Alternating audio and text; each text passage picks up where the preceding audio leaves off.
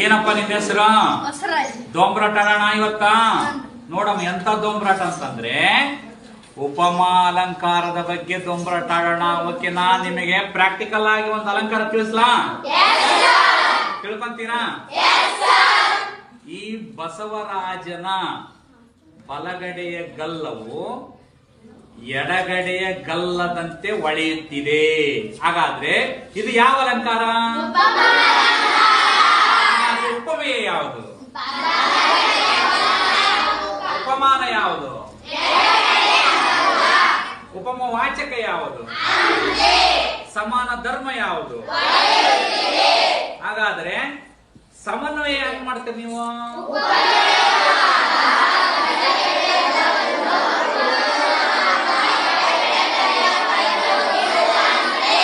ನನಗೆ ಏನು ಬೇಕಾಗಿಲ್ಲ. ಬಲಗಡೆಯ ಗಲ್ಲ ಅನ್ನೋದೇನು ಹೇಳ್ರಿ? ಉಪಮೇಯನ. ಎಡಗಡೆಯ ಗಲ್ಲ ಅನ್ನೋದೇನು ಹೇಳ್ರಿ? ಉಪಮಾನ. ಬಸವರಾಜ್ ಖುಷಿನಾ? ಹಾಗಾದ್ರೆ ಉಪಮಾಲಂಕಾರದ ಬಗ್ಗೆ ತಿಳಿತಾ ನಿಮ್ಗೆ? ಓಕೆನಾ? Okay thank you